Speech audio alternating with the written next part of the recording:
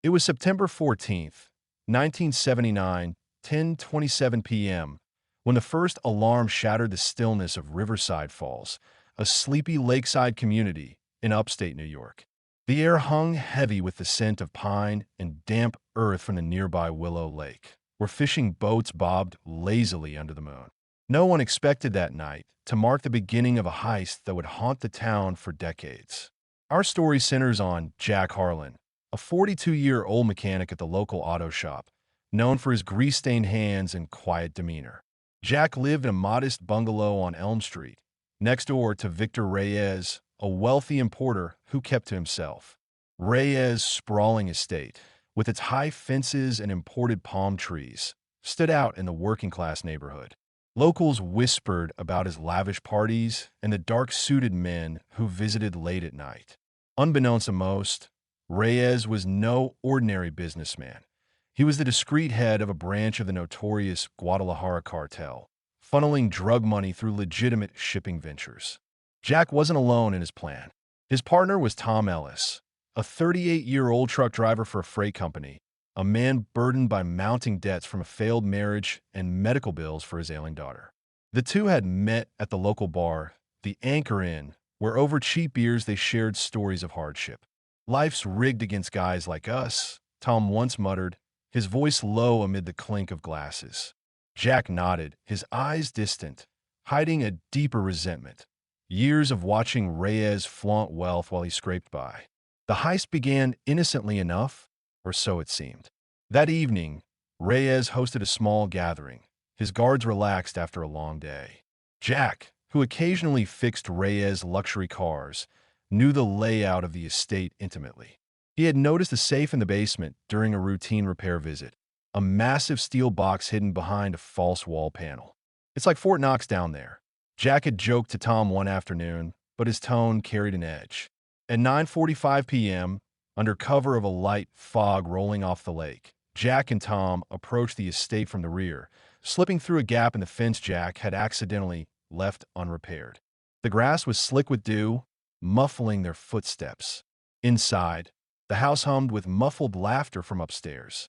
They descended to the basement, the air thick with the smell of cigar smoke and aged wood. Archived transcript. Audio from a hidden basement recorder, later recovered by police. Timestamp 9:52 p.m. Jack, whispering, "Easy now. Twist left, then right. Like I practiced." Tom, breathing heavily. "What if he comes down? We're done." "Jack, he won't. Trust me. This is our ticket out." A soft click echoed as the safe swung open. Inside lay stacks of cash, $2 million in unmarked bills, cartel proceeds awaiting laundering. Tom's hands trembled as he stuffed the money into duffel bags, the crisp paper rustling like dry leaves. Sweat beaded on his forehead, mixing with the metallic tang of fear in the air. They were out in under 10 minutes, but not before a silent alarm tripped. Sirens wailed in the distance as they fled toward Willow Lake, just a quarter-mile away. Here's where the plan turned audacious. Instead of a getaway car, they inflated a small rubber boat hidden in the reeds. The lake's dark waters promised an invisible escape route to the opposite shore, where a truck waited in the woods. Reyes discovered the theft at 10:15 p.m., his face twisting in rage as he surveyed the empty safe. "They took everything," he barked into the phone, calling his cartel associates before the police. By 10:27 p.m., local officers arrived, led by Detective Harold Grant, a veteran cop in his 50s, his uniform rumpled from years on the force. Grant, with his methodical notebook and weary eyes, surveyed the scene. "Looks clean. No forced entry," he noted, scribbling furiously. Reyes, composed but seething, claimed it was a random burglary, downplaying the amount stolen to avoid scrutiny. The community reacted with a mix of shock and morbid curiosity. Riverside Falls, population 8,000, rarely saw crime beyond petty thefts. At the morning diner, the Lakeside Brew, patrons buzzed over coffee. "Heard it was insiders," one elderly fisherman said, stirring his mug. "Reyes has enemies." Jack and Tom's absence wasn't immediately noticed. Jack had called in sick, Tom was on a long haul. But by noon the next day, Their homes stood empty, families bewildered. Emily Harlan, Jack's wife of 15 years, paced their living room, the scent of his aftershave still lingering. A devoted homemaker, she clutched a photo of their son, now in college. He wouldn't just leave, she told reporters, her voice cracking. Tom's sister, Sarah Ellis, echoed the sentiment from her porch. Tom was desperate, but this? It's not him. The emotional toll was immediate. Families torn, neighbors suspicious. Official version emerged quickly. By September 16th, Detective Grant held a press conference at the town hall, the room stuffy with the odor of old carpet and fresh paint. "We believe Harlan and Ellis fled across Willow Lake in a rubber boat," he stated flatly. Witnesses reported seeing a small craft on the water around 10:30 p.m. They likely ditched it on the far shore and vanished. Evidence supported this. A deflated rubber boat found tangled in branches on the opposite bank, tire tracks leading to a rural road. No bodies, no money, just assumptions of a successful escape. But cracks appeared early. A local boater, old Mr. Wilkins, claimed he saw two figures on the lake but heard no engine, just paddles slicing water. "Strange for a getaway," he muttered to Grant, who dismissed it as unreliable. The cartel angle remained hidden. Reyes insisted the cash was from legitimate business, and without proof, police focused on the thieves. As weeks passed, the investigation stalled. Grant, frustrated, pored over reports in his dimly lit office, the fluorescent lights buzzing overhead. "Something doesn't add up," he confided to his partner, a young officer named Mike Lawson.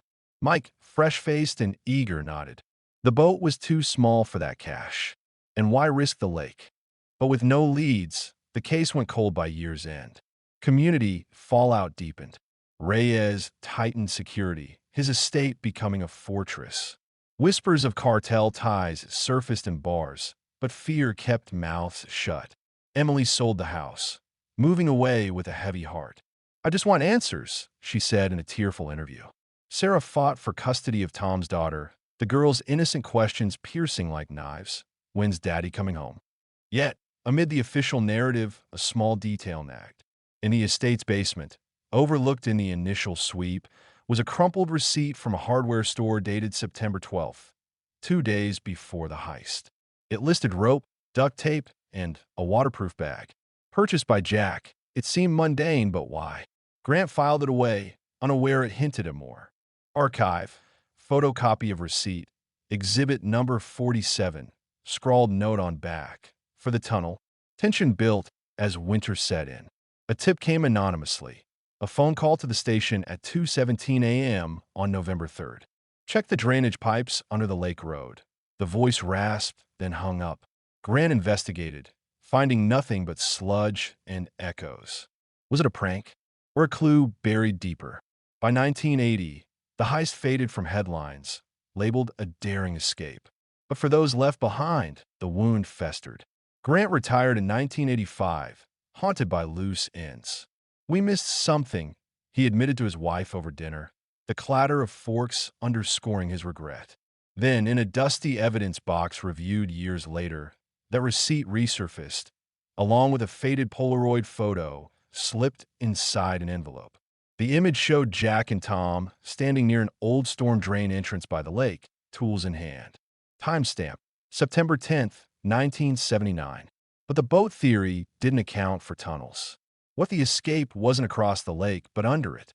The photo's discovery in 1992, during a routine archive cleanout, sent ripples through the cold case unit. It suggested the rubber boat was a decoy planted to mislead. And scrawled on the photo's back, "Reyes knows more." Who planted it? And why now? If you want to know what this hidden photo revealed and how it exposed a web of cartel lies and buried secrets, subscribe so you don't miss new video. Drop a comment below with the city you're watching from. It was October 3rd, 1992, 8:15 a.m., when the Riverside Falls Police Station received a dusty evidence box from the county archives. The air in the station smelled of stale coffee and ink, the hum of an old radiator filling the silence. Detective Laura Bennett, a 32-year-old rising star in the cold case unit, sifted through the contents with a meticulous eye. Unlike Harold Grant, the weary veteran who'd worked the 1979 heist, Laura brought fresh energy and a knack for digital forensics, an emerging field in the early 90s. Her partner, Detective Carl Whitaker, a grizzled 55-year-old nearing retirement, leaned back in his chair, skeptical. This case is a ghost story, Laura. Two guys, 2 million, poof, gone. But Laura wasn't convinced. The Polaroid found in the evidence box, Jack Harlan and Tom Ellis near a storm drain, tools in hand, dated September 10th, 1979, nagged at her. The scribbled note, "Reyes knows more," hinted at a cover-up. The official story of a rubber boat escape across Willow Lake had always felt too neat. Why a boat when there's a drain system running under the lake road? Laura mused, her pen tapping a rhythm on her desk. Carl sighed. "You're chasing shadows." Archive. Case note, October 4th, 1992. Reopen case hashtag 79-1423. Polaroid suggests alternative escape route. Drainage system maps requested. The trigger came from that forgotten receipt. Rope, duct tape, a waterproof bag, purchased by Jack days before the heist. Laura cross-referenced it with city records and found blueprints of Riverside Falls' old drainage system, built in the 1950s to manage lake overflow. One tunnel ran from near Victor Reyes' estate to a hidden outlet by the lake's southern shore, obscure by reeds. They didn't cross the lake, Laura told Carl, spreading the map across her desk. They went under it. The investigation gained traction.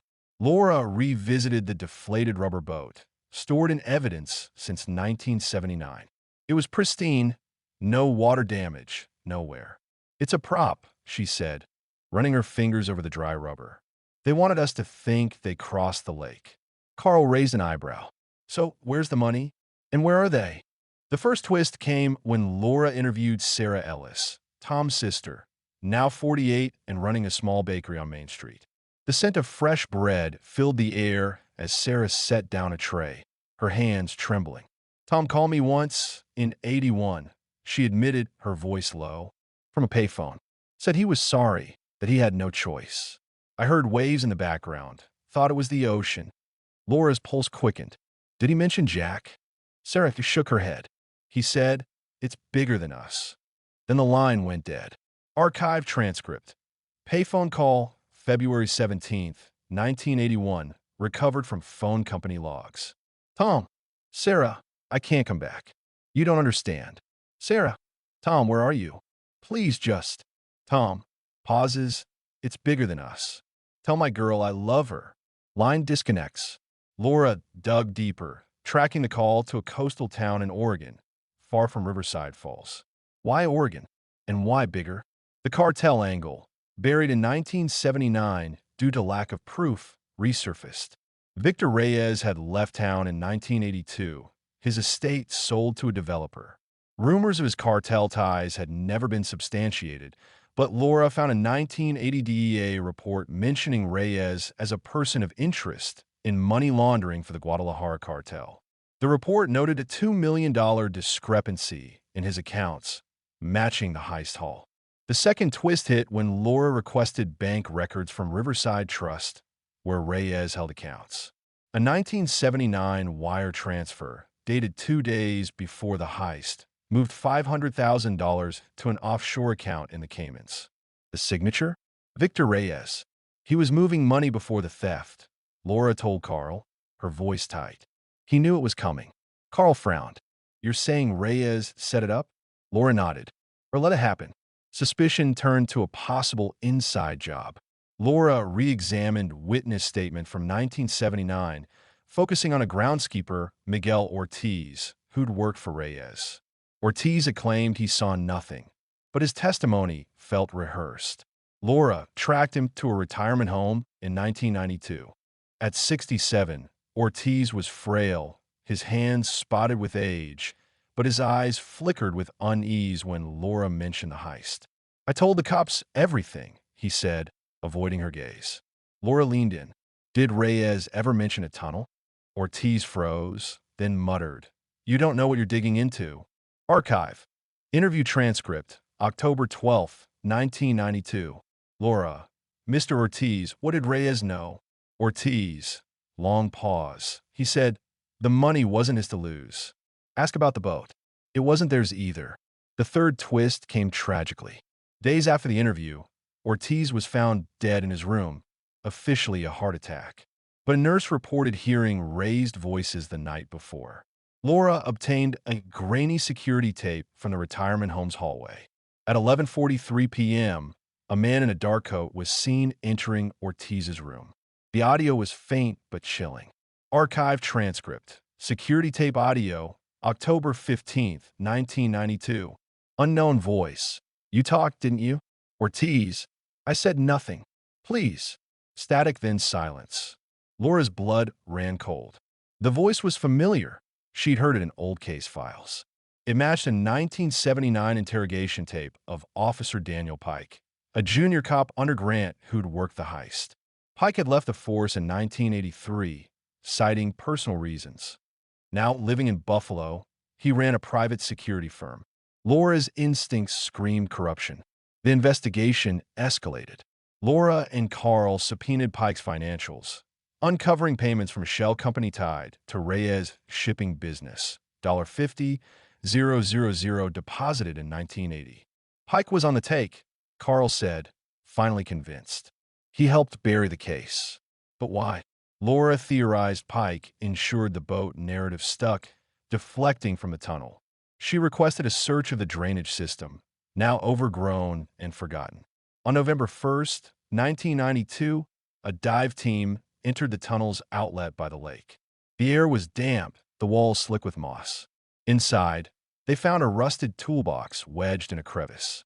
It contained a waterproof bag, empty, but with traces of ink used on U.S. currency. A faded blueprint was taped inside the lid, showing the tunnel's path from Reyes' estate to the lake. Scrawled in pen, exit here. Trust no one. The discovery shattered the boat theory. Jack and Tom had crawled through the tunnel, likely with the money, emerging near the truck's tire tracks. But where did they go? Laura traced the Oregon call, finding a property registered under a false name, John Carver. A photo from the county clerk showed an older, gaunt man resembling Jack Harlan. Laura flew to Oregon, her heart pounding as she knocked on the door of a weathered beach house. The man who answered was Jack, now 55, his hair gray, his eyes hollow. He didn't run. I knew someone would come eventually, he said, his voice heavy with salt air. Over coffee, he confessed. Archive transcript. Interview, November 10th, 1992. Jack, we didn't want the money for greed. Tom's kid was dying, hospital bills. I want a new life for Emily. Reyes, he knew we were coming. Laura, he let you take it?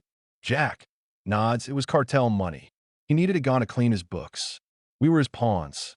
But Tom, he didn't make it. Jack revealed the final twist. Tom had died in 1980, killed by cartel enforcers tracking money. Jack escaped, hiding under a new identity. The $2 million was split.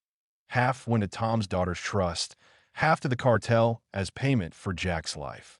Reyes had orchestrated it all, using the heist to launder funds while pinning the blame on two desperate men. Laura didn't arrest Jack. His confession wasn't enough for extradition, and the statute of limitations had lapsed. Instead, she recorded his words, his regret palpable. I didn't steal money, he said, staring at the ocean. I stole time, and it wasn't enough. The emotional climax came when Laura visited Sarah Ellis, handing her a letter Jack had written to Tom's daughter. He loved her, Laura said softly. Sarah wept, clutching the paper, its edges worn like her hope. The epilogue unfolded quietly. Riverside Falls learned the truth in a 1993 newspaper expose, sparking debates about justice and corruption. Reyes, long gone, faced no charges. He died in Mexico in 1988. Pike was investigated but claimed ignorance. Evidence was too thin to prosecute. The town erected a small memorial by the lake, honoring those affected by the heist's ripple effects. Laura closed the case, but the weight lingered. Justice isn't always handcuffs, she told Carl, her voice steady but tired. For Emily and Sarah, the truth was a bittersweet salve, closure but no peace. What do you think? Was this justice? Share your thoughts in the comments.